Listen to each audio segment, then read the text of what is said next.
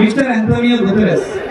আজ এই মাহফিলত হাজির হব বাংলাদেশ সরকারের মাননীয় প্রধান উপদেষ্টা ডক্টর মোহাম্মদ ইউনূস।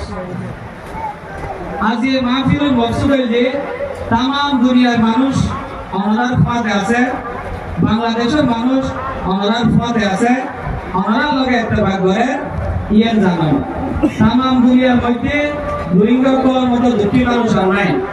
রমজান মাস, দোয়া কবুলের মাস, তাম দুনিয়ার এরকম লাখ লাখ মানুষ ইফতার করিবেলাই এক জায়গা হাজির হইয়ে ইয়ের একটা ঐতিহাসিক ঘটনা।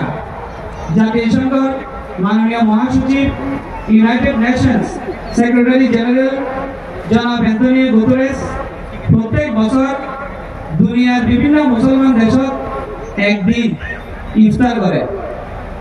এবছর মিস্টার অ্যান্টোনিও গুতেরেস রোহিঙ্গা কর্মর মানুষ সকলাই ইফতার করিবেলে হাজির হইয়ে ইউনাইটেড নেশন অনারার ফাঁদে আছে, অনারার মদত করে তার শুকরিয়া আদায় করি। আলহামদুলিল্লাহ। বাংলাদেশ সরকারের মাননীয় প্রধান উপদেষ্টা ডক্টর মোহাম্মদ ইউনূস তার দলিলে বদলে দরকারি কাজ বাদ দিয়ে অনারার মহব্বতর টানে অনারালয় ইত্তেফাক গরিবের মকসুদে আজিয়ে হাজির হই আর বিয়া গুণ তার শুকরিয়া আদায় করি।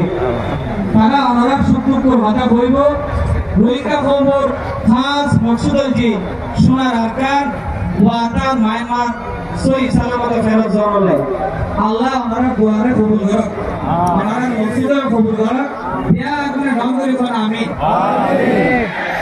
ওনারা বাজিয়াক্ষণ বৈদ্যুতনী বইও সবর করি বইও দোয়া করক, দরুদ শরীফ পড়ক, একজন আরেকজন মরদ করক। ওনারা শুকরিয়া। তারেক জিয়া, আসসালামু আলাইকুম।